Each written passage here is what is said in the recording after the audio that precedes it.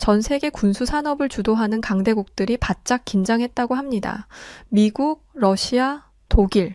세계 강대국들 사이에서 하나의 이름이 조용히 떠오르고 있기 때문인데요. 바로 대한민국입니다. 전 세계 무기 시장에서는 암묵적으로 지켜지는 철칙이 있다고 합니다. 믿을 수 없는 기술은 결코 살아남지 못한다. 이런 이유로 한 국가의 국방이란 강대국들의 전유물이기도 했죠. 그런데 최근 떠오르는 한국을 못마땅하게 여기는 미국 디펜스 저널의 군사 전문 기자들마저도 한국의 실체의 경악을 금치 못했다고 하는데요. 과연 기자들에게 무슨 일이 있던 걸까요? 저는 존 밀러, 미국 디펜스 저널의 군사 전문 기자로 20년 넘게 일해왔죠. 세계 각국의 군사력과 방위 기술을 취재하는 것이 제 일상이었고, 그 과정에서 나름의 통찰과 관점을 쌓아왔다고 자부합니다. 특히 선진국들의 첨단 무기 시스템을 다루는 일은 언제나 흥미로웠어요. 그러나 이번 취재는 전혀 달랐습니다. 베트남이 한국의 방위 산업과 대규모 협력을 추진한다는 소식을 접하고 솔직히 말해 의아했습니다. 왜 하필 한국이지? 별 볼 일 없을 텐데 말이야. 호텔로 향하는 택시 안에서 계속 이 질문이 머릿속을 맴돌았죠. 미국이나 러시아 혹은 중국과 같은 군사 강국도 아닌 한국의 무기를 베트남이 도입한다는 사실이 납득되지 않았습니다. 제가 알기로 한국의 군사 기술은 아직 발전 단계에 있고 독자적인 기술력보다는 라이센스 생산이나 타국 기술을 모방하는 수준이라고 생각했거든요. 다음 날 아침 저는 베트남 국방부 관계자 응우옌 장군과의 인터뷰가 예정되어 있었습니다. 호텔 로비에서 만난 응우옌 장군은 예상과 달리 매우 친절했고 영어도 꽤 유창했어요. 그는 미소를 지으며 악수를 청했지만 저는 여전히 경계심을 풀지 못했습니다. 밀러 씨, 베트남에 오신 것을 환영합니다. 한국과의 군사 협력에 관한 취재, 흥미로운 주제를 선택하셨네요. 친절하게 다가오긴 했지만 저는 여전히 마음을 열지 않았기에 꽤나 딱딱한 어투로 대답을 했어요. 네, 안녕하세요. 베트남이 왜 한국의 군사기술에 관심을 갖게 되었는지 궁금했습니다. 특히 미국이나 러시아의 기술이 있는데도 말이죠. 응우옌 장군의 표정이 미묘하게 변했습니다. 밀러 씨는 아직 한국의 방위 산업에 대해 잘 모르시는 것 같네요. 직접 보시면 이해하실 겁니다. 그날 오후 하노이 외곽의 군사시설로 향했습니다. 차창 밖으로 보이는 베트남의 풍경은 아름다웠지만 제 마음은 여전히 의구심으로 가득했죠. 미국의 최신 무기 시스템을 취재했던 경험에 비추어 볼 때 한국의 기술이 그만한 가치가 있을까 하는 의문이 들었거든요. 그렇게 군사시설에 도착하자 몇몇 베트남 장교들이 우리를 맞이했습니다. 그들의 표정은 기대감으로 가득했고 저는 그것이 더욱 이해되지 않았어요. 잠시 후 회의실에서 한국 대표단과 만났을 때 그들의 자신감 넘치는 태도는 꽤나 거슬렸습니다. 밀러 씨, 이번 협력은 베트남에게도 한국에게도 매우 중요한 의미를 가지고 있다는 건 아시죠? 한국 대표단의 수장인 김 부장이라는 사람이 제게 말을 했습니다. 우리의 K9 자주포는 세계 어디에 내놓아도 손색 없는 기술력을 자랑합니다. 저는 속으로 비웃었습니다. 손색 없다니 미국의 M109나 독일의 판저하우비츠 2000과 비교해도 그럴까 싶었거든요.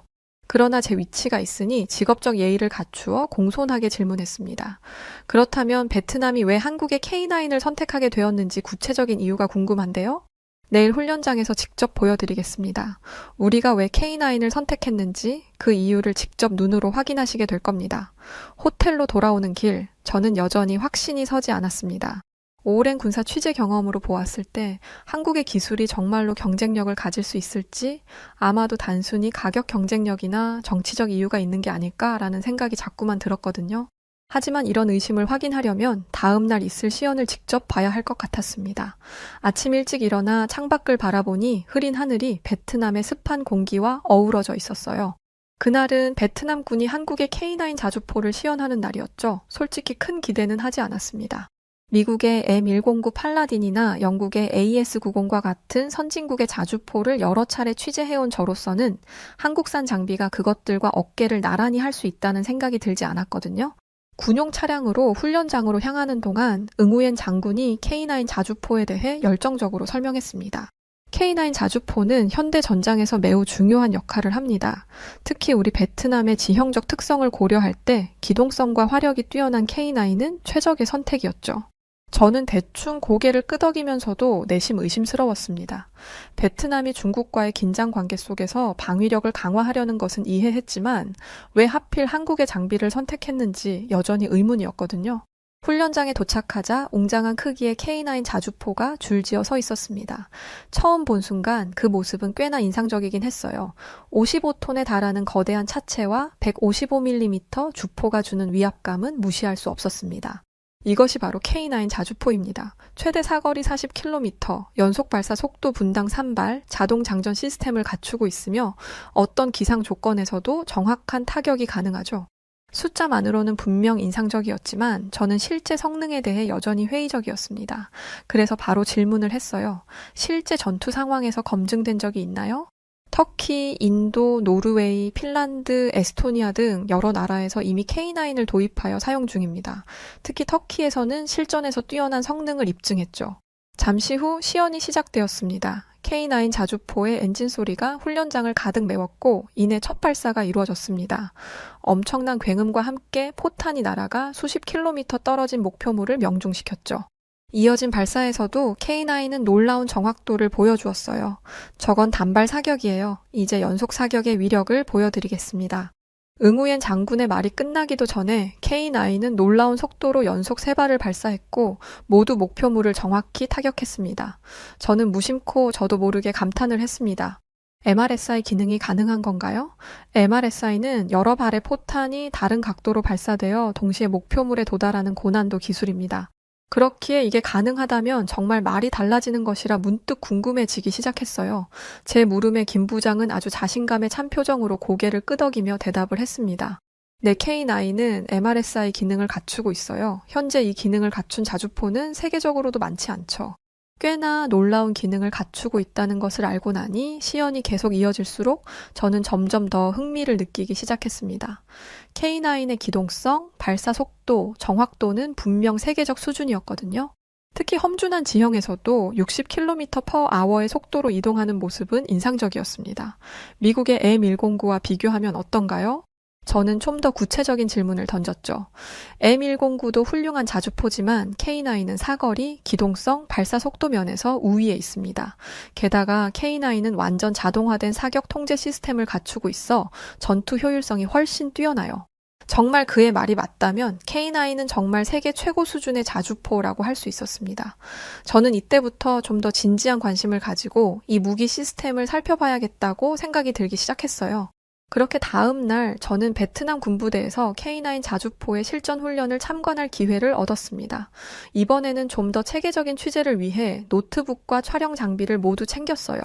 솔직히 말하면 전날의 시연이 저의 선입견을 조금은 흔들어 놓았습니다. 과연 K9 자주포가 정말로 그들이 주장하는 만큼의 성능을 갖추고 있는지 좀 더 깊이 있게 확인하고 싶었죠. 훈련장에 도착하자 베트남 군인들이 K9 자주포를 정비하는 모습이 눈에 들어왔습니다. 그들의 손놀림은 숙련되어 있었고 장비를 다루는 태도에서 자부심이 느껴졌어요. 저기 보이는 병사들은 모두 K9 운용을 위해 특별히 훈련받은 인원들입니다. 한국에서 전문가들이 와서 3개월간 집중 교육을 진행했죠. 저는 문득 궁금했습니다. 그렇게 짧은 기간에 이런 복잡한 시스템을 완전히 익힐 수 있나요? K9의 가장 큰 장점 중 하나가 바로 사용자 친화적인 인터페이스예요. 첨단 기술을 적용했지만 조작은 매우 직관적이죠. 이는 실전에서 엄청난 이점을 제공합니다. 훈련이 시작되자 K9 승무원들이 신속하게 자리를 잡았고 놀라운 속도로 발사 준비를 마쳤고 그 모습은 정말 놀라웠습니다. 미국의 M109 팔라딘을 여러 번 취재해본 저로서는 K9의 준비 속도가 확실히 인상적이었죠. 발사 준비에서 첫 사격까지 30초도 걸리지 않았네요. 저는 놀라움을 감추지 못했습니다. 응우옌 장군이 미소를 지었어요. 바로 그렇습니다. 전투 상황에서 이 속도 차이는 생존과 직결되죠. 이어진 사격 훈련에서 K9은 계속해서 정확한 타격을 보여주었습니다. 특히 움직이는 목표물에 대한 추적 사격에서도 높은 명중률을 유지하고 있었어요. 디지털 사격 통제 시스템이 실시간으로 기상 조건과 지형을 분석하여 자동으로 조준점을 조정하는 모습은 정말 인상적이었습니다. K9의 사격 통제 시스템은 세계 최고 수준입니다. GPS와 관성 항법 장치를 결합한 위치 파악 시스템, 자동 장전 메커니즘, 그리고 전자동 발사 제어 장치가 완벽하게 통합되어 있죠. 김 부장의 설명이 이어진 덕에 이해하기가 더욱 수월하긴 했습니다. 훈련이 계속되는 동안 저는 K9의 내부를 살펴보기도 했어요. 꽤 좁은 공간임에도 불구하고 모든 것이 효율적으로 배치되어 있었고 승무원들의 작업 환경도 상당히 쾌적해 보였습니다. 저는 그들에게 직접 이런 질문을 던지기도 했어요. 미국의 장비와 비교하면 어떤 점이 다른가요? 그러자 K9을 직접 조작하고 있던 베트남 장교가 대답했어요. 저는 이전에 러시아제 자주포를 다뤄봤는데 K9은 훨씬 사용하기 쉽고 정비도 간단합니다. 특히 디지털 시스템의 안정성이 뛰어나요. 바로 그때였습니다. 갑작스러운 폭우가 쏟아지기 시작했죠.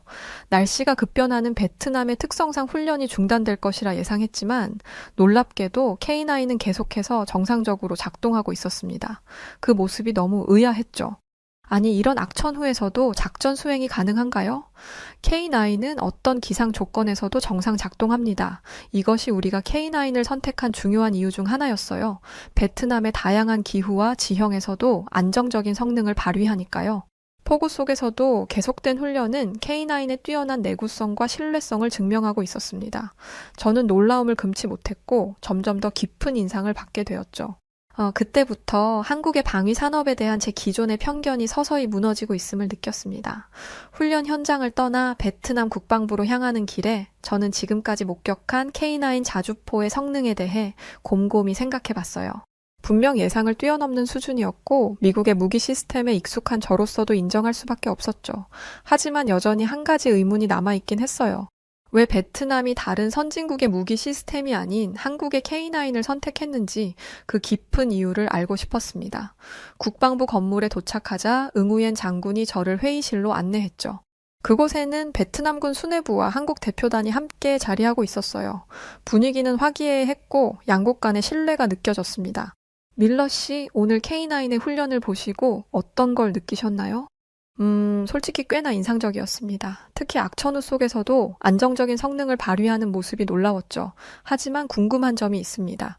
왜 베트남은 다른 국가의 시스템이 아닌 한국의 K9을 선택했는지 저는 그게 너무 궁금하거든요. 무척이나 궁금했던 부분이라 꼭 대답을 듣고 싶어서 곧장 물어봤습니다. 제 질문을 받은 차관은 심오한 표정으로 대답했고 지도를 펼쳐 보이며 설명을 하기 시작했어요. 그것은 단순한 군사적 결정이 아닙니다. 전략적, 경제적, 그리고 외교적 측면을 모두 고려한 결정이었죠. 베트남은 중국과 국경을 접하고 있고 남중국해에서의 영유권 분쟁도 계속되고 있습니다. 이런 상황에서 우리에게는 신뢰할 수 있고 효과적인 방위 시스템이 필요했죠. 이때 차관의 말에 응우옌 장군이 덧붙여 말하기 시작했습니다. 미국이나 러시아의 무기 시스템도 검토했지만 한국의 K9이 우리의 요구사항을 가장 잘 충족시켰어요. 가격 대비 성능이 뛰어날 뿐만 아니라 한국은 기술 이전과 현지 생산에도 협조적이었습니다. 그런데 이 말을 듣고 저는 의아했습니다. 기술 이전이라고요? 그런 첨단 기술을 쉽게 공유한다는 것이 놀랍네요. 한국은 베트남을 단순한 구매자가 아닌 장기적인 파트너로 보고 있습니다. 우리는 K9 자주포의 부분적인 현지 생산을 포함한 포괄적인 협력을 제안했죠. 이는 베트남의 방위 산업 발전에도 기여할 수 있는 방안이었습니다. 이어서 베트남 차관도 고개를 끄덕이며 말했습니다. 그렇습니다. 우리는 단순히 무기를 구매하는 것이 아니라 자체 방위 산업 역량을 키우고 싶었어요. 한국은 과거 미국의 군사 원조에 의존하다가 독자적인 방위 산업을 성공적으로 발전시킨 모델이기도 합니다. 우리에게는 그런 경험이 매우 값진 것이죠. 모두의 말을 듣고 나니 비로소 이해를 하게 되었습니다. 베트남의 결정은 단순한 무기 구매가 아니라 국가 안보와 방위 산업 발전을 위한 전략적 선택이었던 것이죠.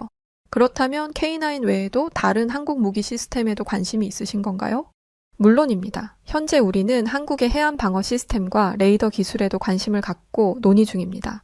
한국의 방위 산업은 짧은 시간 내에 놀라운 발전을 이루었고 그 기술력은 이제 세계적으로 인정받고 있죠. 회의가 진행되는 동안 저는 한국과 베트남 간의 군사 협력이 단순한 거래를 넘어 깊은 전략적 파트너십으로 발전하고 있음을 느꼈습니다. 특히 인상적이었던 것은 양국이 서로를 존중하는 태도였어요. 미국과 다른 강대국들이 종종 보여주는 일방적인 관계와는 확연히 달랐습니다. 이어 김 부장은 말을 이어갔죠. 밀러 씨, 한국의 방위 산업은 기술력만이 아니라 협력의 방식에서도 차별화됩니다. 우리는 파트너 국가의 필요와 상황에 맞춰 유연하게 접근하죠. 이것이 많은 나라들이 한국을 선택하는 이유 중 하나거든요. 베트남의 선택, 그 이면에는 이처럼 복잡하고 다양한 요소들이 작용하고 있었습니다. 저는 이제 K9 자주포뿐만 아니라 한국의 방위산업 전반에 대해 더 깊이 알아보고 싶다는 생각이 들기 시작했어요. 국방부에서의 회의가 끝난 후 저는 하노이 시내의 한 카페로 자리를 옮겼습니다. 응우옌 장군과 김 부장, 그리고 몇몇 베트남 장교들이 함께했죠. 공식적인 자리가 아니어서인지 대화는 더욱 편안하고 솔직해졌고 저는 이 기회를 통해 좀 더 깊은 이야기를 나누고 싶었어요. 한국의 방위 산업이 이렇게 발전한 것이 놀랍습니다. 솔직히 말하면 저는 한국의 군사 기술이 선진국들에 비해 뒤처져 있다고 생각했어요. 많은 서방 언론들이 그렇게 생각합니다. 하지만 한국은 지난 30년간 방위 산업에 집중적으로 투자해 왔어요. 이제는 세계 10위권의 방위 산업 수출국으로 성장했습니다. 김 부장의 말에 저는 놀라움을 감출 수 없었습니다. 10위권이라고요? 그렇게 큰 규모인지 몰랐네요. 한국의 방위 산업은 매우 다양합니다. K9 자주포뿐만 아니라 K2 전차, T-50 고등 훈련기, 잠수함, 이지스함 등 거의 모든 분야에서 독자적인 기술을 보유하고 있죠.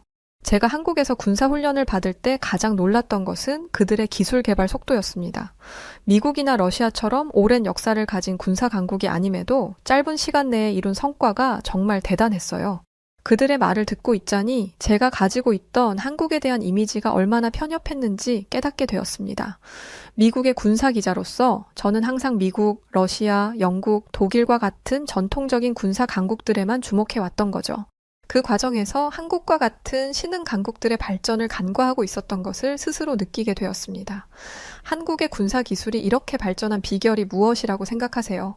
제 물음에 김 부장은 잠시 생각에 잠겼다가 대답했습니다. 한국은 국가 안보에 항상 위협을 느껴왔어요. 북한과의 대치 상황, 그리고 강대국들 사이에 놓인 지정학적 위치 때문이죠. 이런 상황에서 자주국방은 선택이 아닌 필수였습니다. 게다가 한국은 세계적인 제조업 강국이기도 하죠. 삼성, 현대와 같은 기업들의 첨단 기술력이 방위 산업에도 접목되었습니다. 저는 고개를 끄덕였어요. 실제로 미국에서도 민간 기술이 군사 분야로 전이되는 경우를 많이 봐왔으니까요. 하지만 한국의 경우는 더욱 체계적이고 효율적으로 보였습니다. 그때 응우옌 장군은 이렇게 말을 했습니다. 그런데 기술력만으로는 설명할 수 없는 부분이 있거든요. 한국의 방위 산업이 성공한 또 다른 이유는 바로 그들의 협력 방식에 있죠. 그들은 구매국의 요구사항을 정말로 이해하려고 노력하고 맞춤형 솔루션을 제공하곤 하죠. 우리 베트남의 경우 K9 자주포를 우리 지형과 작전 환경에 맞게 일부 수정도 해주기도 하고요. 김 부장이 미소를 지으며 말했습니다. 우리는 과거에 무기를 수입하던 나라였기 때문에 구매자의 입장을 잘 이해합니다. 단순히 장비를 판매하는 것이 아니라 기술 이전, 현지 생산, 장기적인 정비 지원 등 포괄적인 패키지를 제공하죠. 대화가 계속될수록 저는 한국의 방위 산업에 대한 새로운 시각을 갖게 되었습니다. 그들이 이룬 성과는 단순히 모방이나 라이센스 생산의 결과가 아니라 독자적인 기술력과 효율적인 산업 구조, 그리고 혁신적인 비즈니스 모델의 결합이었어요. 미국의 시각에서 보면 어떤가요, 밀러 씨? 한국의 방위 산업이 미국의 위협이 될 수 있을까요? 한 베트남 장교가 물었고 저는 솔직하게 대답했어요. 위협이라기보다는 새로운 경쟁자로 볼 수 있겠죠. 미국은 오랫동안 세계 방위 산업을 주도해 왔지만 이제는 한국과 같은 신흥 강국들이 새로운 대안을 제시하고 있습니다. 특히 중소규모 국가들에게는 한국의 접근 방식이 더 매력적일 수 있어요. 카페를 나서면서 저는 제 자신의 편견과 선입견에 대해 깊이 생각해보게 되었습니다. 군사 전문 기자로서 객관적이고 공정한 시각을 유지해야 함에도 저도 모르게 서구 중심적인 관점에 갇혀 있었던 것이죠. 한국의 방위 산업에 대한 저평가는 단순한 정보 부족이 아니라 좀 더 근본적인 편향에서 비롯된 것이었습니다. 호텔로 돌아와 노트북을 펼치고 저는 한국의 방위 산업에 대해 더 깊이 있는 조사를 시작했어요. 그동안 간과했던 한국의 성과들이 하나둘씩 눈에 들어왔죠. K9 자주포의 성공은 단순한 우연이 아니었고 한국은 이미 여러 분야에서 세계적인 경쟁력을 갖추고 있었습니다. 이제 저는 베트남이 왜 한국을 선택했는지 진정으로 이해하게 되었고 궁금하지 않았어요. 그 선택은 단순한 가격 경쟁력이나 정치적 고려가 아니라 한국이 제공하는 실질적인 가치와 미래 지향적인 파트너십에 대한 선택이라는 것을 명확하게 알게 되었습니다. 다음 날 아침 저는 베트남 해군 기지를 방문했어요. K9 자주포에 대한 취재가 일단락되면서 베트남과 한국의 군사 협력이 다른 분야로도 확장되고 있다는 사실을 알게 되었거든요. 해군 기지로 향하는 차 안에서 응우옌 장군이 앞으로의 계획에 대해 설명해 주었습니다. K9 자주포의 도입은 시작에 불과합니다. 우리는 한국과의 협력을 해군 분야로 확대할 계획이에요.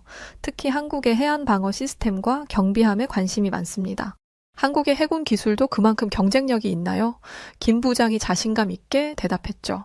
물론입니다. 한국은 세계 6위의 조선 강국이에요.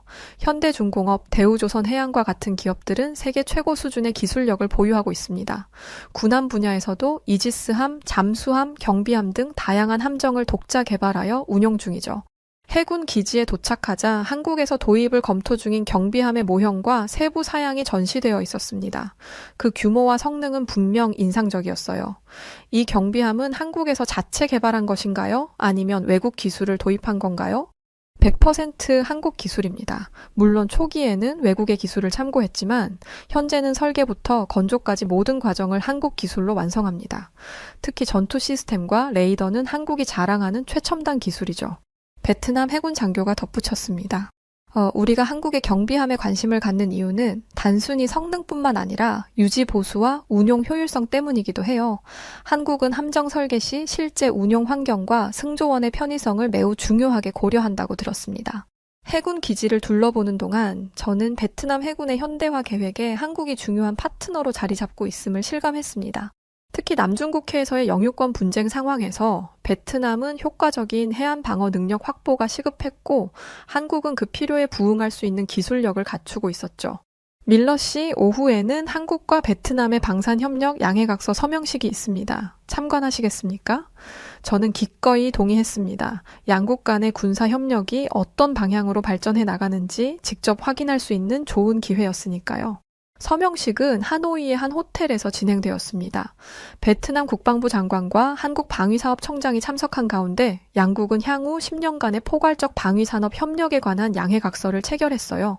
내용에는 K9 자주포의 추가 도입, 해안 방어 시스템 구축, 그리고 무엇보다 중요하게 베트남 내 방산 공장 설립을 통한 기술 이전이 포함되어 있었습니다.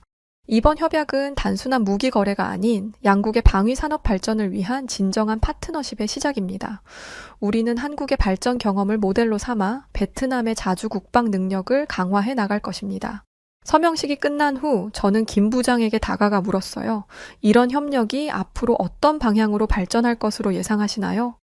방위산업 협력은 단순한 경제적 이익을 넘어 양국 간의 전략적 유대를 강화하는 계기가 될 것입니다. 한국은 베트남을 단순한 고객이 아닌 함께 성장할 파트너로 보고 있어요. 앞으로는 방위 산업뿐만 아니라 첨단 기술 분야 전반으로 협력을 확대해 나갈 계획입니다. 저는 그의 말에 깊은 인상을 받았습니다. 전통적인 군사 강국들이 주로 자국의 이익만을 추구하는 것과는 달리 한국은 좀 더 포괄적이고 상호 호혜적인 접근법을 취하고 있었죠. 이러한 차이가 바로 베트남과 같은 국가들이 한국을 선택하는 이유 중 하나라는 생각이 들었습니다. 서명식 후 열린 리셉션에서 저는 베트남과 한국 양측 인사들과 더 많은 대화를 나눌 수 있었어요. 군사 협력을 넘어 양국 간의 문화적, 경제적 유대도 강화되고 있다는 사실이 인상적이었죠. 특히 베트남 사람들 사이에서 한국 문화에 대한 관심이 높다는 점이 흥미로웠습니다. 한국의 소프트 파워도 방위산업 협력에 긍정적인 영향을 미치고 있나요? 제가 응우옌 장군에게 물었습니다. 그는 미소를 지으며 대답했어요. 물론입니다. 베트남 젊은이들 사이에서 한국 문화는 매우 인기가 높아요. 이것이 한국에 대한 전반적인 호감도를 높이고 결과적으로 군사 협력에도 우호적인 환경을 조성하고 있죠. 리셉션을 떠나며 저는 한국과 베트남의 협력이 단순한 거래를 넘어 진정한 전략적 동맹으로 발전해가고 있음을 느꼈습니다. 그리고 그 중심에는 K9 자주포와 같은 한국의 우수한 군사 기술이 있었죠. 취재 넷째 날 저는 베트남 북부 지역에 위치한 군사훈련 시설을 방문했어요. 이곳에서는 한국과 베트남의 합동 군사훈련이 진행 중이었죠. K9 자주포가 베트남에 도입된 이후 양국의 군사 교류는 장비 운용 교육을 넘어 합동 훈련으로까지 확대되고 있었습니다. 훈련장에 도착하자 한국과 베트남 군인들이 함께 작전 계획을 수립하는 모습이 눈에 들어왔어요. 흥미로운 점은 그들이 서로의 언어를 배우려고 노력하는 모습이었습니다. 한국 군인들은 간단한 베트남어를, 베트남 군인들은 한국어 군사 용어를 사용하며 소통하고 있었죠. 양국 군인들의 교류가 매우 활발해 보이네요. 제가 응우옌 장군에게 말했습니다. 그는 고개를 끄덕였죠. 문화적 차이에도 불구하고 서로를 이해하려는 노력이 돋보입니다. 특히 한국 측에서 우리의 작전 환경과 필요성을 존중해주는 태도가 인상적이죠. 훈련은 K9 자주포를 활용한 해안 방어 시나리오로 진행되었습니다. 가상의 적이 해안으로 접근한다는 상황에서 양국 군대는 K9 자주포를 신속하게 배치하고 협조된 화력으로 대응하는 훈련이었어요. 미국의 훈련 방식과는 어떤 차이가 있나요? 제가 한국 지휘관에게 물었습니다. 그는 잠시 생각하더니 대답했어요. 미국의 훈련은 압도적인 화력과 첨단 장비에 의존하는 경향이 있습니다. 반면 우리는 제한된 자원 안에서 최대한의 효율성을 추구하는데 중점을 두죠. 베트남의 상황도 비슷한 측면이 있어 서로 공감대를 형성하기 쉬웠습니다. 훈련이 진행되는 동안 저는 K9 자주포뿐만 아니라 다양한 한국산 군사 장비들이 사용되고 있음을 발견했습니다. 전술 통신 시스템, 야간 투시경, 심지어 군용 드론까지 한국의 군사 기술은 예상보다 훨씬 다양한 분야에 걸쳐 있었죠. K9 자주포 외에도 어떤 한국 장비들을 도입하셨나요? 제가 베트남 군 관계자에게 물었습니다. 그는 아주 자세히 설명해 주었습니다. 현재 우리는 한국의 레이더 시스템, 전술 통신 장비, 그리고 일부 해안 감시 장비를 사용하고 있습니다. 앞으로는 대공 방어 시스템과 무인 항공기 분야에서도 협력을 검토 중이죠. 그렇게 훈련이 끝난 후 양국군 지휘관들이 모여 평가 회의를 진행했습니다. 그들은 서로의 의견을 존중하며 훈련의 성과와 개선점에 대해 논의를 이어갔어요. 이러한 모습은 평등한 관계에 기반한 협력이라는 인상을 주었죠. 그때 문득 궁금한 게 생겨 응우옌 장군에게 물었습니다. 한국과의 군사 협력이 베트남군에 어떤 변화를 가져왔나요? 가장 큰 변화는 우리 군의 현대화 속도가 빨라졌다는 점입니다. 한국의 기술과 운용 노하우를 접하면서 우리 군은 단순히 장비를 도입하는 것을 넘어 작전 개념과 훈련 방식까지 발전시키고 있습니다.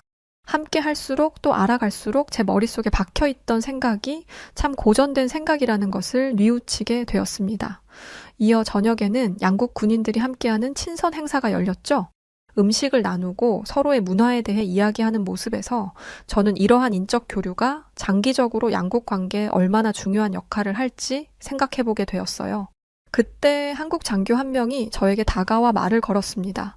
밀러 씨, 미국의 시각에서 보면 한국과 베트남의 군사 협력을 어떻게 평가하시나요? 처음에는 의아했습니다. 왜 베트남이 미국이나 러시아가 아닌 한국을 선택했는지 이해하기 어려웠죠. 하지만 직접 보니 그 이유를 알겠습니다. 한국은 단순히 장비를 판매하는 것이 아니라 베트남의 필요에 맞춘 포괄적인 해결책을 제공하고 있어요.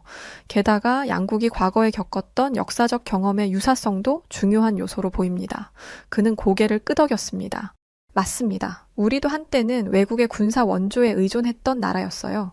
그 경험이 지금 베트남과 같은 나라들을 대할 때 도움이 됩니다. 우리는 그들의 자주국방 욕구를 존중하고 단순한 판매자가 아닌 진정한 파트너가 되고자 합니다. 정말 완벽했던 날이라고 해도 과언이 아니었다고 말할 수 있는 날이었습니다. 이날의 경험을 통해 저는 한국과 베트남의 군사 협력이 단순한 무기 거래를 넘어 전략적 동맹으로 발전하고 있음을 확실히 느낄 수 있었거든요. 그리고 그 중심에는 서로에 대한 이해와 존중이 자리 잡고 있었죠.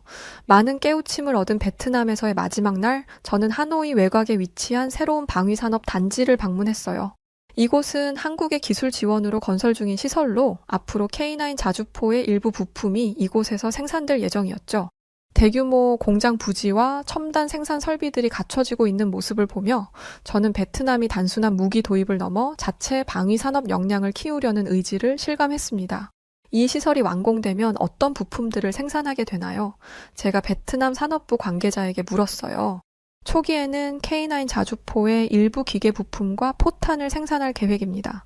단계적으로 기술을 습득하면서 향후에는 더 복잡한 전자 시스템까지 생산 범위를 확대해 나갈 예정이죠.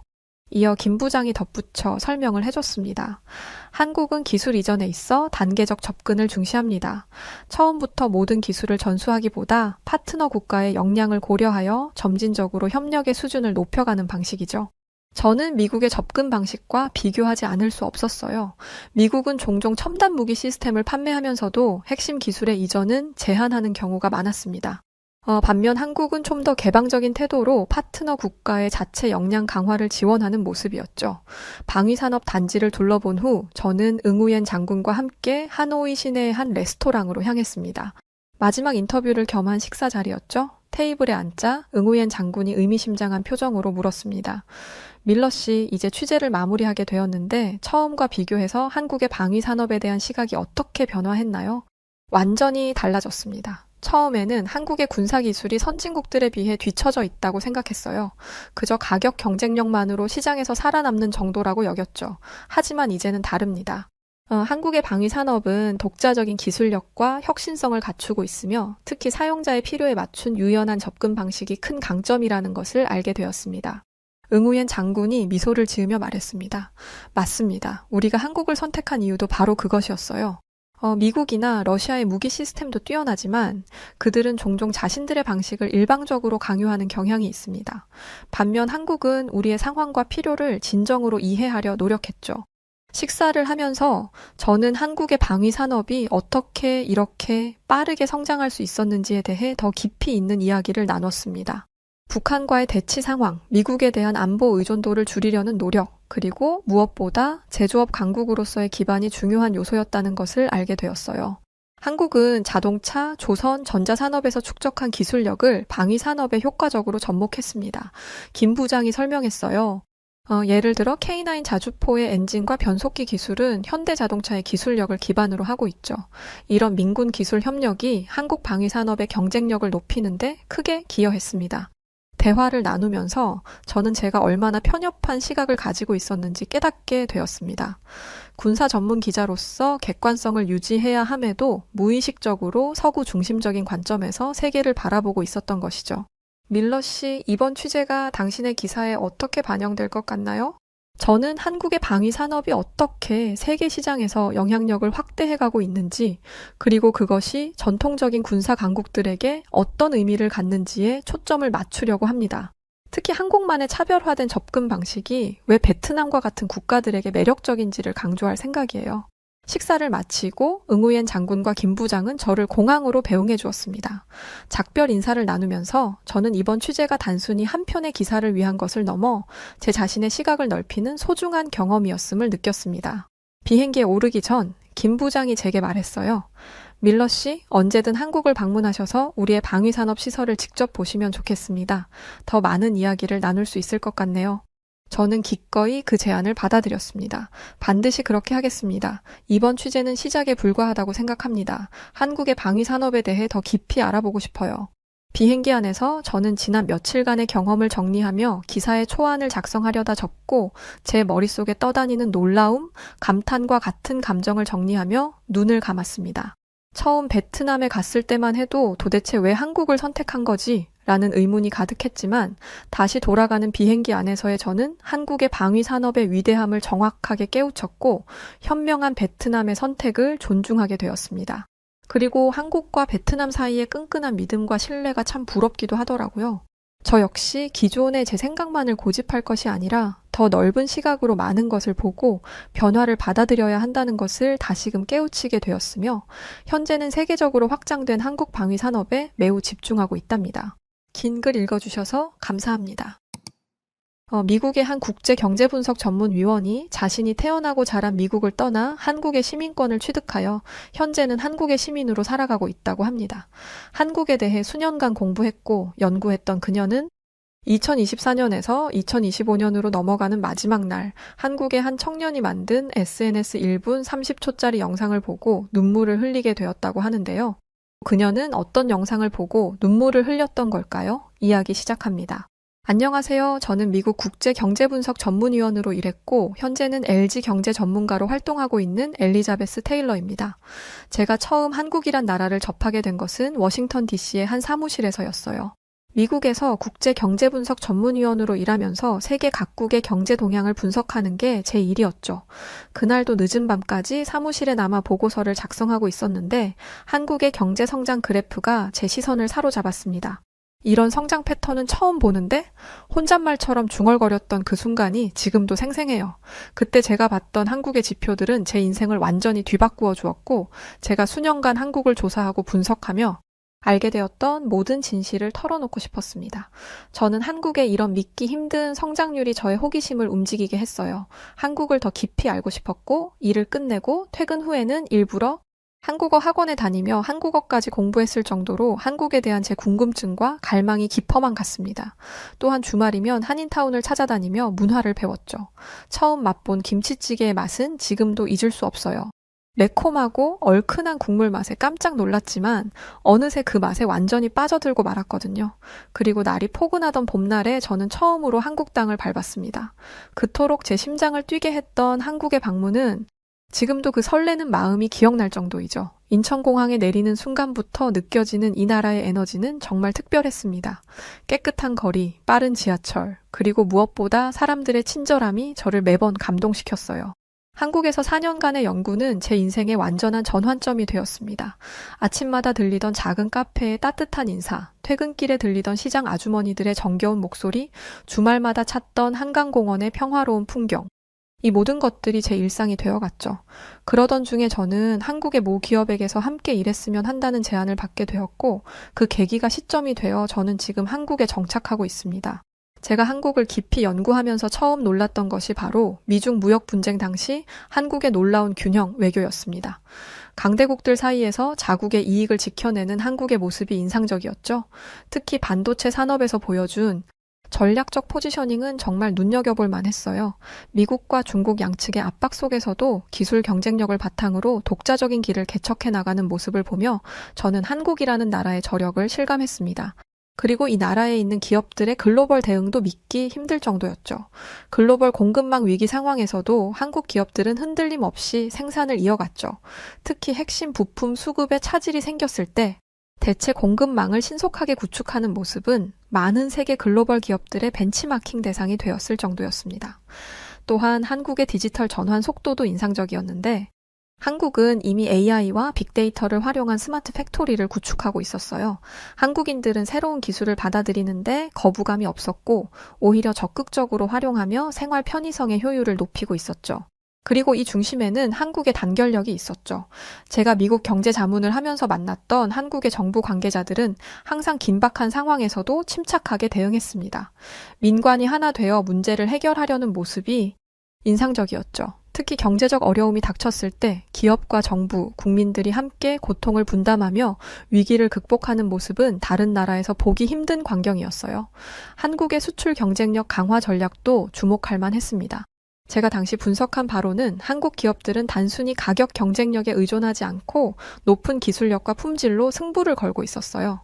특히 배터리, 반도체, 디스플레이 같은 첨단 산업에서 보여주는 기술 혁신 능력은 세계 최고 수준이었죠. 이것도 대단한데 한국은 여기에 그치지 않고 한국의 미래 산업 준비도 체계적이었죠. 제가 참관했던 여러 연구소와 기업들의 R&D 센터에서는 이미 다음 세대의 기술을 준비하고 있었어요. 수소경제, 바이오 산업, 우주 산업 등 미래 성장 동력을 위한 투자를 아끼지 않는 모습을 볼 수 있었습니다. 또한 이것을 먼 미래에도 지속해 나갈 수 있도록 후발 세대에 대한 교육과 그들의 역량을 펼칠 수 있도록 하는 미래 대응 시스템도 훌륭했죠. 한국의 청년들은 이에 부흥이라도 하듯 도전 정신이 매우 놀라웠습니다. 제가 본 한국의 청년 창업가들은 글로벌 시장을 목표로 혁신적인 비즈니스 모델을 개발하고 있었어요. 이들의 열정과 창의력은 한국 경제의 미래가 밝다는 것을 보여주는 증거라는 생각이 들었었죠.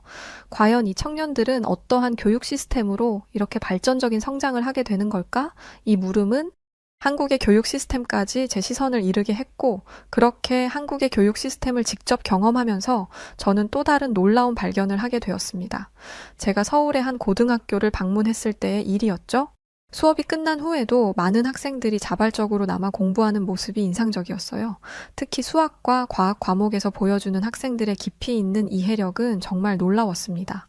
세계 각국의 많은 학생들이 어린 시절 학업을 통해 지식을 쌓아나가고 있었지만 한국인 아이들의 습득력과 그걸 이해하고 더 나아가 응용하는 모습은 세계 어디서도 볼 수 없는 것들이어서 당시에 참 많이 놀랬던 기억이 생생합니다.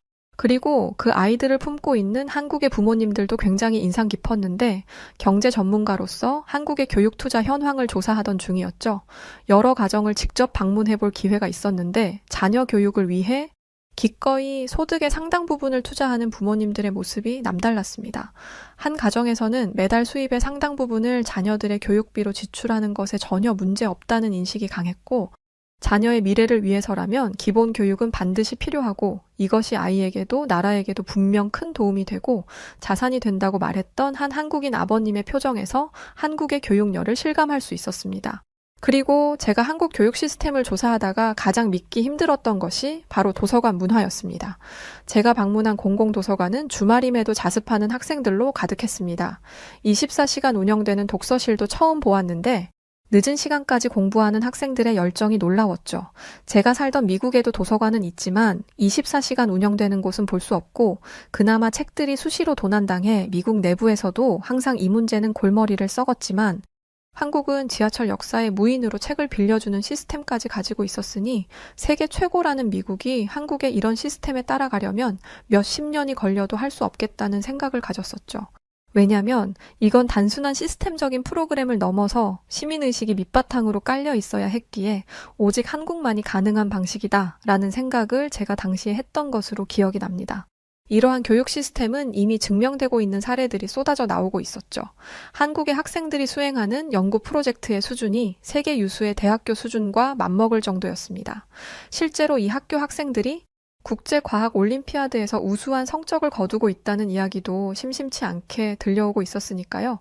그 과정에서 제가 흥미롭게 보게 된 것 중에 하나가 바로 언어였습니다. 바로 한국의 고유 언어인 한글이었는데 저도 미국에서 한국어를 배우기 위해 학원을 다녔었죠. 처음에는 단순히 의사소통을 위해 한글을 배우기 시작했는데 배우면 배울수록 그 과학성에 매료되었어요. 특히 한국어 교실에서 처음 자음과 모음의 원리를 배웠을 때의 놀라움은 온몸의 소름마저 돋게 했었죠. 한글은 자음의 형태가 발음할 때 혀의 모양과 위치를 본떴다고 설명해 주셨는데 그때 저는 정말 놀라지 않을 수 없었습니다. 기혁이 혀가 목구멍을 막는 모양을 니흔이 혀가 윗잇몸에 닿는 모양을 본떴다는 설명을 들으면서 한글의 과학성을 실감하게 했죠. 또한 한글에는 다양성이란 무기도 있었습니다. 영어를 모국어로 사용하는 제가 보기에도 한글은 정말 놀라울 정도로 섬세한 발음 표현이 가능했어요. 성조가 있는 중국어나 음의 높낮이가 중요한 일본어와는 또 다른 차원의 정교함이 있었죠. 제가 국제언어연구소의 자료에서 봤던 내용이 있어요. 언어연구원들이 컴퓨터 프로그램으로 한국의 한글 음소 결합 가능성을 시연했던 내용이었죠. 한글은 10,000가지가 넘는 발음 조합이 가능했고 이는 중국어의 400개, 일본어의 300개와 비교하면 엄청난 차이였습니다. 같은 아시아 국가인 중국과는 20배가 넘었고 일본과는 30배가 넘었죠. 실제로 한글의 실용성은 놀라웠습니다. 한국의 아이들의 문맹률은 전 세계 유일하게 0%를 기록하고 있을 정도로 한글은 누구나 배우기 쉽고 다양한 세계 언어들을 글로 표현할 수 있는 유일한 글자였습니다. 이러한 한글의 방식은 디지털 사회에서도 매우 효과적으로 입증되고 있었죠. 자판 입력 방식이 매우 과학적이어서 세계 어느 나라 언어보다 빠른 타자 속도가 가능하다는 점이었죠. 영어도 이렇게는 못합니다. 한글만 가능하죠. 모든 분야 모든 부분에서 한국은 저의 미국을 포함한 세계 여러 국가들을 앞서고 있다는 느낌이 강했어요. 물론 지금은 한국보다 위에 있다는 국가들이 존재하긴 하지만 그 격차도 서서히 좁혀지고 있는 형국이었고 앞으로 몇 년, 몇십 년이 지난 뒤에도 과연 한국의 위치가 여기에 머물고 있을까를 고민해 봤을 때 순간적으로 한국이 두렵다는 생각까지 들 정도였어요. 그리고 그 두려움을 가장 강력하게 느꼈던 것이 바로 한국의 국방력과 군사력이었습니다. 제가 한국의 국방력과 기술력을 직접 체험한 것은 지인의 소개로부터였습니다. 한국 군대의 예산과 사용 방식 등을 조사하며 지인과 함께 한국군 사이버 사령부를 방문했을 때였죠. 전문가들이 24시간 사이버 위협에 대응하는 모습은 마치 영화의 한 장면 같았고 최첨단 보안 시스템과 실시간 모니터링 체계를 보면서 한국의 디지털 방위 능력이 세계 최고 수준이라는 것을 실감했었습니다. 오프라인 군사훈련장 방문 때도 잊을 수 없는 경험이었어요. 한국의 K9 자주포의 실제 사격 훈련을 참관할 기회가 있었는데 그 정확도와 화력은 정말 놀라웠습니다. 한국의 K9은 세계 여러 국가들이 군침을 흘릴 만큼 명성이 대단했는데 실제로 K9의 첨단 디지털 시스템을 활용한 표적 설정과 발사 제어 기술들을 보고 정말 까무러치는 줄 알았습니다. 뿐만 아니라 무인 항공기 개발 현장, 인공지능을 활용한 자율비행 시스템, 고해상도 감시 장비, 실시간 데이터 전송 기술 등이 모두 국산화되어 있었습니다. 과거 한국은 미국의 군사 원조에 의존하던 시기가 있었죠. 하지만 이제는 자체적인 첨단 무기체계 개발 능력을 갖춘 세계적인 방산 강국으로 발돋움했습니다. 한국의 방위 무기 산업은 한국의 K2 흑표 전차, K9 자주포, KF-21 보라매 전투기와 같은 대형 무기체계부터 각종 미사일과 함정에 이르기까지 폭넓은 분야에서 세계적 수준의 기술력을 보유하고 있을 정도이고, 특히 앞서 말한 K9 자주포는 터키, 폴란드, 호주 등 여러 국가에 수출되어 그 우수성을 입증했으며, 2021년 폴란드와의 대규모 방산 수출 계약은 한국 방산업계의 기술력과 생산 능력을 세계에 알리는 계기가 되기도 했었죠. 한국의 무기 체계가 세계 시장에서 주목받는 이유는 이것이었어요. 실전적인 운용 환경을 고려한 설계, 우수한 성능, 합리적인 가격 경쟁력이 조화를 이루고 있기 때문입니다. K2 전차의 경우 한반도의 산악 지형을 고려한 뛰어난 기동성과 첨단 전자장비를 갖추고 있으며, KF-21 보라매는 자체 개발한 AESA 레이더를 탑재하여 기술 자주권을 확보했습니다. 더불어 한국은 4차 산업혁명 시대의 핵심 기술이었던 AI, 로봇, 드론 등을 군사 분야에 적극적으로 도입하고 있었고, 특히 무인체계와 사이버 방어 능력 강화에 주력하여 미래 전장 환경 변화에 선제적으로 대응하고 있죠. 뿐만 아니라 해상 전력 분야에서도 한국은 세계 최고 수준의 조선 기술을 바탕으로 이지스급 구축함과 잠수함을 독자 개발하는 등 괄목할 만한 성과를 보여주고 있었는데, 특히 한국형 잠수함에 적용된 리튬 배터리 추진 체계는 세계적으로도 앞선 기술로 평가받고 있고, 이러한 한국은 미국, 러시아, 프랑스 등 전통적인 방산 강국들과 어깨를 나란히 하며 세계 방산 시장의 새로운 강자로 부상하고 있습니다.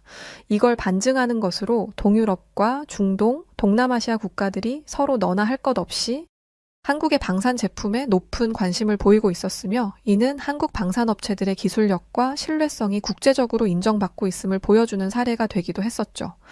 결론적으로 한국의 국방력과 방산 무기체계는 단순한 군사력의 차원을 넘어 국가의 기술력과 산업 경쟁력을 보여주는 상징이 되었습니다.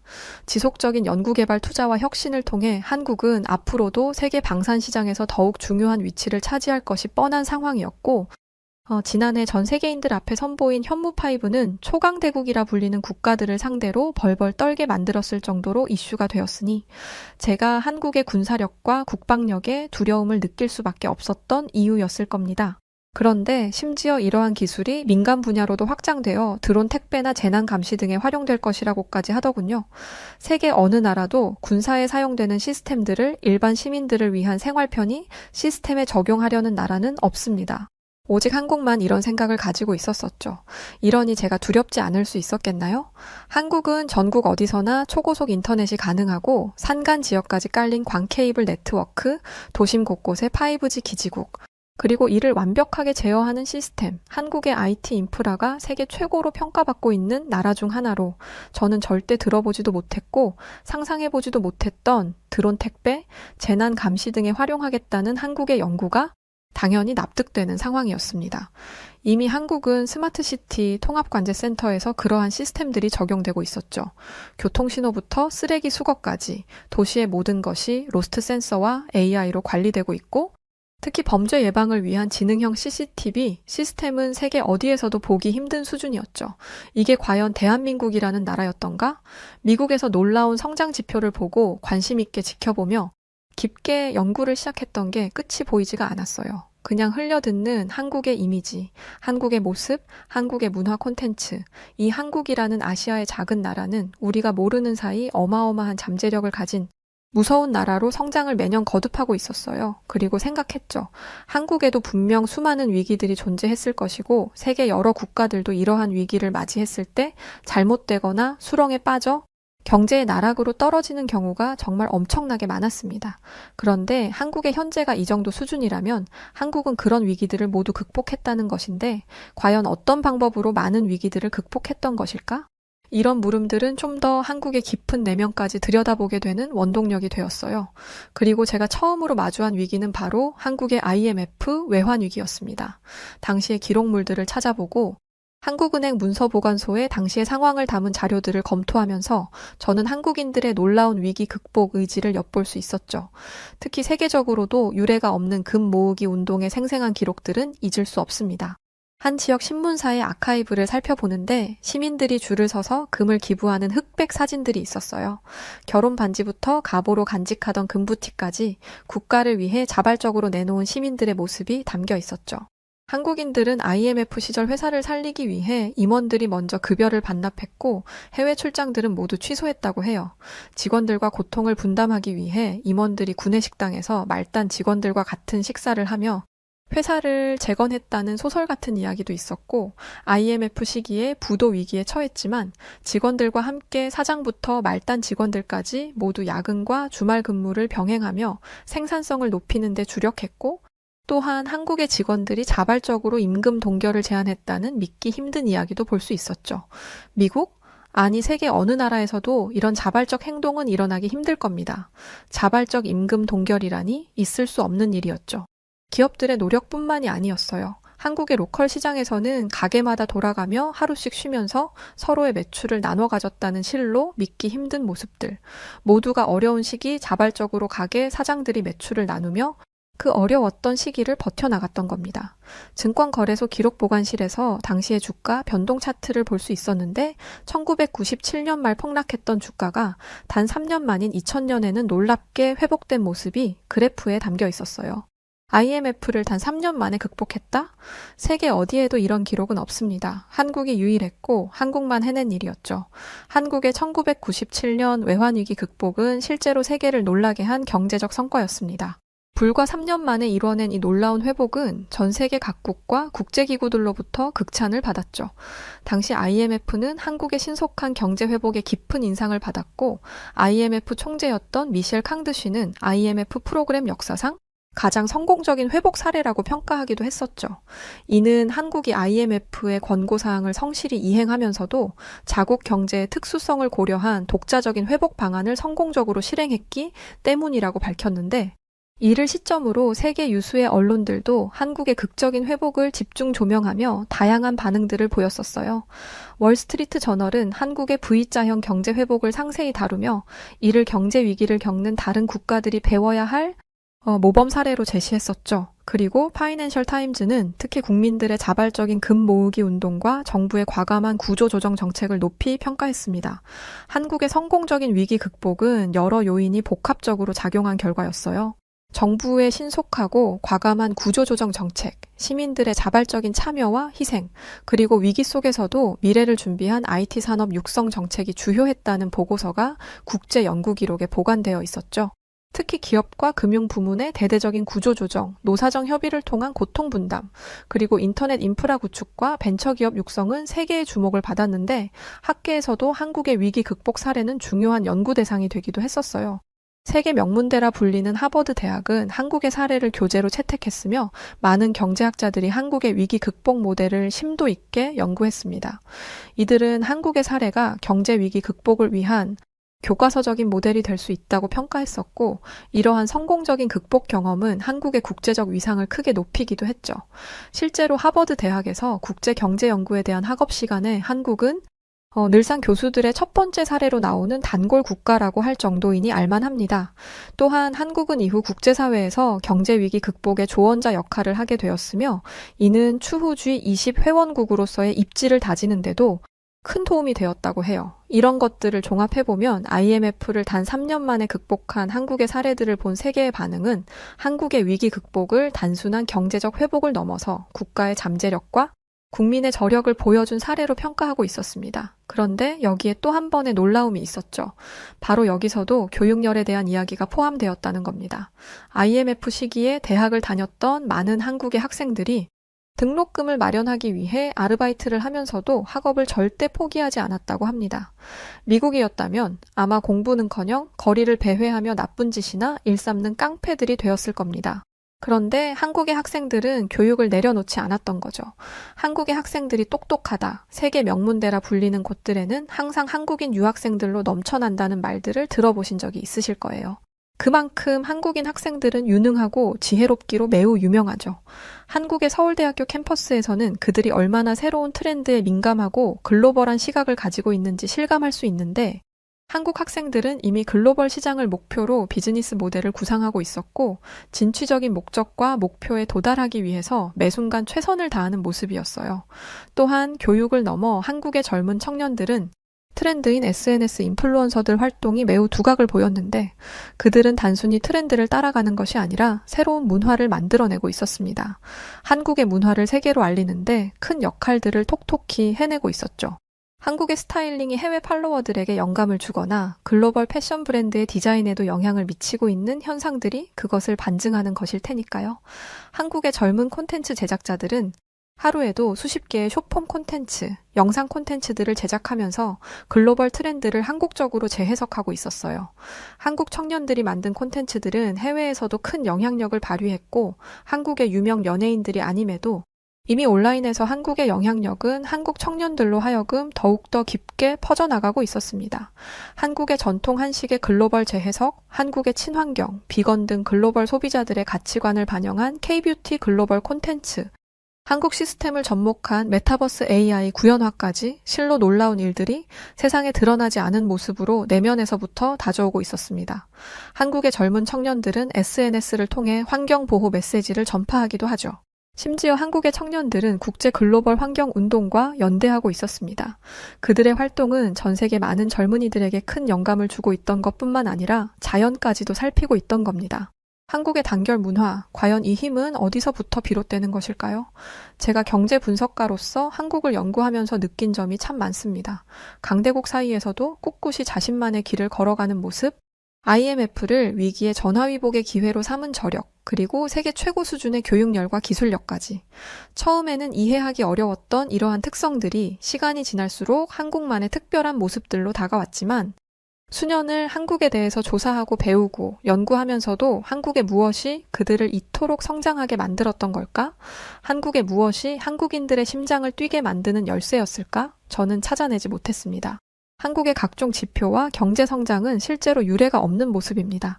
누군가는 이를 기적이라고 말하기도 하죠. 과연 기적인 걸까? 기적이 없었다면 한국의 지금의 모습은 존재하지 않았던 것일까? 사실 저는 의문만 가득합니다. 한국에 대해서 더 깊게 조사하고 매진할수록 이런 의문은 계속해서 남아있게 되었고, 저는 결국 한국에 정착하게 되는 큰 결심까지 갖게 되죠. 사실 이런 의문을 풀기 위해 정착한 것은 아니에요. 그저 한국을 배우고 한국을 공부하면서 만났던 수많은 한국인들, 그리고 한국의 아침과 한국의 역동성, 한국의 따뜻함과 친절, 시민을 위한 편의시설과 안전한 반문화까지. 이러한 모든 것들이 저를 이곳 한국이라는 곳에 머물게 하는 원동력이 되었던 것이죠. 한국 기업의 제안으로 저는 한국의 모 기업의 경제분석연구원으로 지내고 있습니다. 제가 지난 수년간 한국을 깊게 파면서 가지게 된 것들은 소중한 저의 자산이 되어 남을 것이겠죠. 그런데 말이죠. 앞서 이야기했듯 어떻게 한국인들이 이렇게 성장에 목매고 한 뜻으로 모두가 똘똘 뭉쳐 움직이는 핵심이 되는지, 이 핵심에 대해서는 찾지 못했어요. 아마 제가 아닌 세계 경제 유수의 전문가들이 와서 찾는다 해도 찾지 못할 거라고 저는 감히 말할 수 있습니다. 지난 12월 지나는 마지막에 가족들과의 시간을 보내기 위해서 미국을 찾았었습니다. 수년 만에 찾았던 미국의 모습은 제가 알던 미국과는 너무 다르게 느껴졌어요. 나름 미국 국제경제전문위원으로 많은 시간을 보냈던 곳이었지만 한국의 시민이 된 뒤에 다시 찾은 미국은 세계가 말하는 강대국의 모습이 아니었죠. 조금의 발걸음마다 보이는 노숙자들, 거리에 나뒹구는 쓰레기들, 마약에 취해 있는 사람들, 기름진 고기로 비대하게 살찐 미국 사람들의 체구, 인종차별로 끊이지 않는 사건, 사고들까지 너무 당연해서 인식조차 하지 못했던 민낯들이 한국에 몇 년 살며 눈에 띄게 보이기 시작했고, 이런 현실에 저는 미국에 있는 가족들에게 한국 이민을 권하는 상황까지 만들게 했죠. 하지만 아직도 한국을 어리숙하고 작고 미국에 비해 한참 뒤떨어진 국가라 여기는 고집 센 미국인들이 천지입니다. 참 답답할 노릇이죠. 이 상태라면 머지않아 한국은 미국까지 넘어서는 기염을 토할지도 모릅니다. 미국의 몇 배나 작은 국토와 몇 배나 작은 인구로 지금 이 위치에 있다는 것을 사람들은 잘 인지하지 못하는 것 같아요. 그러다 미국에서 지난해가 새해로 바뀌던 시점, 저는 아주 우연한 기회에 한국인이 만든 한 SNS 콘텐츠 영상을 보고 내가 수년간 한국에 대해 연구하면서도 찾지 못했던 한국 성장의 중요한 핵심이 되는 원동력을 알게 되었어요. 단 1분 30초짜리 이 짧은 영상을 보고 저도 모르게 눈물까지 흘렸습니다. 한국인들은 그렇게 살았구나. 한국인들은 모두가 이렇게 힘든 삶을 오직 나라를 위해 자신의 가족을 위해 헌신하며 살았구나 라는 것을 느끼며 뜨거운 눈물을 한없이 쏟아냈어요. 그리고 다음 날 저는 미국을 떠나 다시 한국으로 돌아왔습니다. 한국으로 떠나는 비행기, 한국의 여권을 들고 한국의 공기를 마시며 저는 한국인이 된 지금의 제 자신이 너무나 자랑스럽고 이런 놀라운 국가의 한 시민이 되었음에 큰 자부심을 갖고 매일을 살아가고 있습니다. 자랑스러운 한국인 여러분들, 새해 복 많이 받으세요. 한국은 머지않아 세계 최고의 국가가 될 것이라고 저는 믿어 의심치 않습니다. 전 세계에서 우리 대한민국이 최초로 발명한 기계는 별로 몇 개 없는 것 같아요. 근데 전 세계에서 어떤 기계든지 한국에 갖고 들어오면 제일 잘 쓰는 건 우리나라가 제일 잘 씁니다. 왜냐? 매뉴얼대로 안 써요. 모든 매뉴얼은요, 일반적으로 그 기계가 할 수 있는 100% 용량에 맞춰놓지 않습니다. 대부분 안전하게 오랫동안 쓰기 위해서 용량의 한 80% 이렇게 맞춰놓는 거예요. 그러면 그걸 지키면서 쓰면 사실 그 기계가 할 수 있는 거에 80%뿐이 못 씁니다. 근데 우리나라 사람들은 뭐예요? 쓰면서 될 것 같은데? 내가 보기 되겠구만 이러면서 가는 거예요. 그러면 온 국민이 다 모든 기계를 120%, 150%까지 쓰면서 삽니다. 기계만 그렇게 썼을까요? 아니요. 자기 몸도 그렇게 썼고요. 자기 마음도 그렇게 썼어요. 그러니까 온 대한민국 국민들은요, 자기의 120%, 150%를 쓰면서 살았던 거예요. 그러니까 대한민국이 전 세계에 유례가 없는 경제 발전이 일어나는 거예요. 전 세계에 유례가 없는, 한 번도 없고 다른 나라가 해본 적도 없는 경제 발전이 그냥 뜨뜻미지근한 한국인들이 해낼 수 있어요? 못해요. 전 세계에 유례가 없는 일이 벌어지려면 전 세계에 유례가 없는 뭔가가 있어야 돼요. 네, 오늘 사연은 여기까지입니다. 한국의 많은 것들을 공부하여 연구하신 것들이 눈에 선하게 보이네요. 물론 한국의 모든 것을 이야기하자면 한 달을 꼬박 이야기해도 모자랄 테지만요. 자, 오늘 사연 어떻게 들으셨나요? 사연이 좋으셨다면 구독과 좋아요 부탁드립니다. 자, 그럼 사연을 전해드린 저는 여우튜브 송은지였고요. 저는 더 좋은 사연으로 다시 찾아뵙겠습니다. 영상 봐주셔서 감사드려요. 그리고 새해 복 많이 받으시고 추운 겨울 건강 조심하세요. 늘 감사드리고 고맙습니다. 그리고 사랑합니다.